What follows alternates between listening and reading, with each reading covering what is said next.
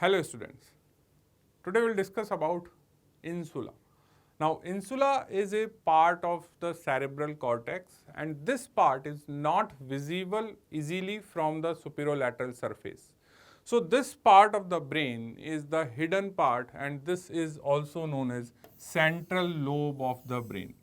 So this question may be asked in your theory, write down the short note on the insula. So what to write and where you will find in dissection, so that we will discuss today. So my dear students, the insula is a submerged or the hidden portion of the cerebral cortex. So this should be always and always the first line whenever somebody will ask you define insula or what is insula. So insula is a hidden area of the cerebral cortex, or you can say it is a submerged cerebral cortex. Now there is a one more name given to the insula is the island of Reil, or it is a central lobe, as I already told you. Now the important thing is that insula itself means island in the Latin word.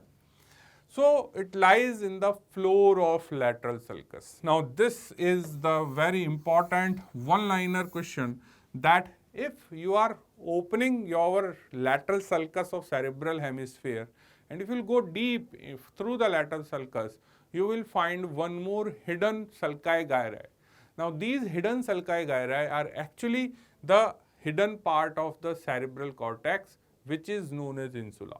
So if you will go through the lateral sulcus, now this is the lateral sulcus, and if I will open the upper and lower lip of lateral sulcus, you will find one more hidden cortex. So this area of the cerebral cortex lies in the floor of lateral sulcus. Now it could be seen through the superolateral surface of cerebrum only after separating the lips of lateral sulcus.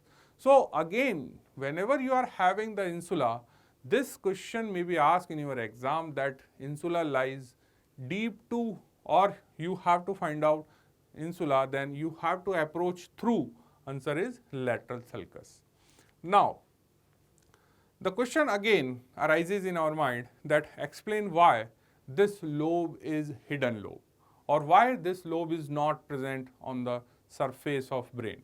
So my dear students, when you will see the prenatal development or the embryonic development of the brain, particularly we are talking about telencephalon, the mitotic activity take place in the ventricular zone and just outside the lateral ventricle. So in this section you can see that these are the lateral ventricle and the mitotic activity is taking place, and then this mitotic activity is occur only around the ventricular areas of your cerebral cortex. Now what will happen, that the daughter cells start to migrate from that area of mitotic activity. So the daughter cell migrate to the outer surface of the expanding hemisphere, and these expanding hemispheres are going to form your cerebral cortex. But the problem comes here, that the expansion of the cerebral hemisphere is not uniform. So this is the first concept to understand, that why you are having the different size of the lobes. The answer is that whenever we are talking about the formation of telencephalon, the all part of the telencephalon are not having the uniform rate of enlargement. So the expansion of the cerebral hemisphere is not uniform, and there is a region present on the lateral surface which is relatively quiescent.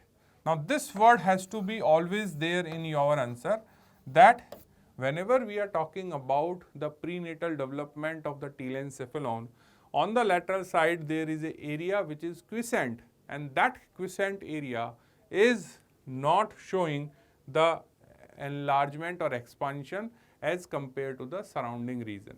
So here in this image, what you are able to understand, that this above area is expanding, this lower area is expanding, but this middle area is not expanding, so it remains depressed. So in the next stage, when you will see what is happening, that there is an overgrowth of upper and lower areas, and this area is invaginated. Clear? So the insula is going to hidden by the overlying surrounding areas. So as the telencephalon grows during the prenatal development, the insula overgrows the surrounding cortical areas due to the relative quiescent nature of this area.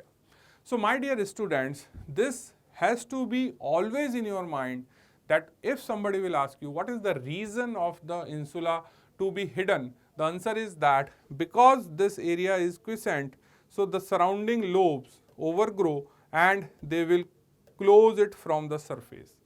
And there is a sulcus is appear here, and that sulcus is known as lateral sulcus.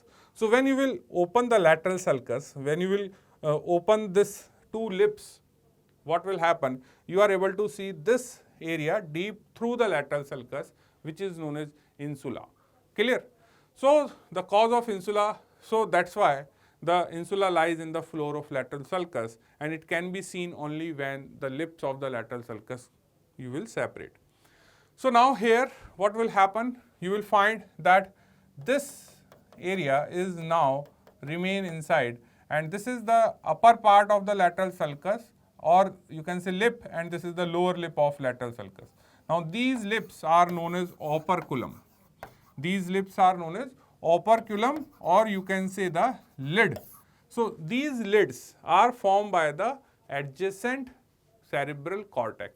So again I am explaining this concept that what is happening during the development of telencephalon, the growth or the expansion of the telencephalon in all the areas is not uniform, but there is a one more area which is highly quiescent, and it is not showing any kind of the expansion as compared to the surrounding telencephalon. So this will remain depressed, and as the growth is going on, this depression is increases, and the surrounding upper and lower part of the brain is gradually cover that area. So when you will separate those, you are able to see the hidden insula or the cerebral cortex. So what are the features of insula you are able to see in an adult brain? So you will find that it is a triangular area. So this is the one thing, it is a triangular area in the shape, and it is surrounded by a sulcus which is known as the circular sulcus, and this circular sulcus separates this area from the surrounding cerebral cortex except one point which is known as apex, and this apex is known as limen insulae, and this limen insulae lies anteroinferiorly. So now in this section you can see that this is the your superolateral surface of my right lobe, and I have lift the upper and lower part of your lateral sulcus. So when you will lift these two parts apart from each other, you are able to see this again one more hidden sulci gyri. Now these hidden sulci gyri are remain separated from the surrounding area by a sulcus, and this sulcus which is located here is known as circular sulcus. Now this circular sulcus is absent at this point, and this point is known as limen insulae. So the apex or the limen insulae is present in anteroinferior direction, and this is a triangular in shape. The insulae is divided, this hidden insula is divided into the anterior and posterior gyri by a central sulcus. So this central sulcus divide this cerebral cortex part into the two parts. Now the anterior region is having the small gyri. Now these small gyri are present anteriorly, while the long gyri are present posteriorly. So these posterior long gyri are known as gyri longa, and these small anterior gyri are known as gyri brevia. So whenever you are having the insula in your dissection hall, you are able to identify only by lifting the upper and lower lip, but it is not possible in the emballed specimen or the fixed specimen. So you can make a cut, circular cut here on the superolateral surface along the lateral sulcus. Now when you will make a cut, you are able to see these hidden sulci gyri which are the part of the insula. Now the overgrow cortical areas are the part of frontal, parietal and temporal lobe. So this is the part of your frontal lobe. Here you can see this is the part of parietal lobe, and this is the part of your temporal lobe. So these areas of your surrounding cortical areas which are actually overgrow on the insula are known as operculum or the lid. So these are known as frontal operculum, parietal operculum and temporal operculum. Now in this temporal operculum, you will find the superior temporal gyrus where you will have the auditory cortex. So the superior surface of temporal operculum is having the transverse temporal gyri. The middle cerebral artery and the deep cerebral vein lies on the surface of insula. Now see, when you are talking about the middle cerebral vein starts here from the near the stem of lateral sulcus and it will take a lateral course. So when it is going laterally, it is also come in contact with the insula. Now here also you can see that this is your middle cerebral artery and you can see that middle cerebral artery is going laterally. Now when it is going laterally, this will come out through the different part of your three rami of lateral sulcus. But when it is taking course laterally, this is your insula. So this area is your insula and this area is visible only when you will separate the opercula of your lateral sulcus. Clear? Now this question is very commonly asked question. It is an image based question and even though in your spotting you are having this horizontal section of your brain.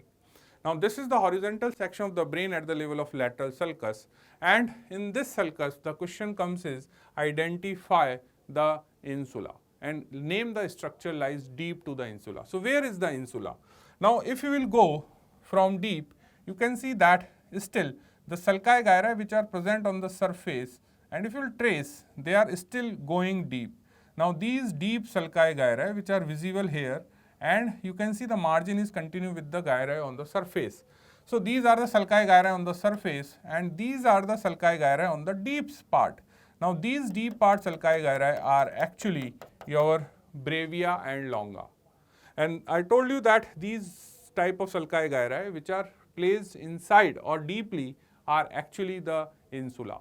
So this part is actually the insula.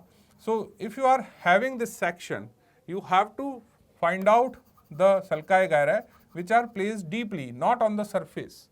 So these deeply placed sulci gyri are the insula. And what structure lies deep to the insula? So deep to the insula you will find this area. Now this area is having an important name, lentiform nucleus and claustrum. Clear? So these are the two areas which are lies deep to the insula. So this is a section of your exam where you have this transverse or the horizontal section of the brain at the level of lateral sulcus and the question comes is that identify these sulci gyri.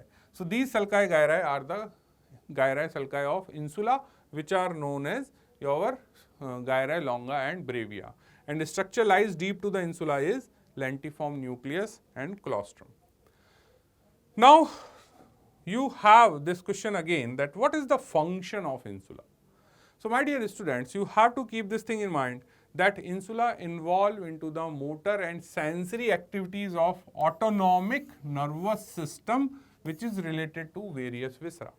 Now what do you mean by the autonomic activities of this various viscera?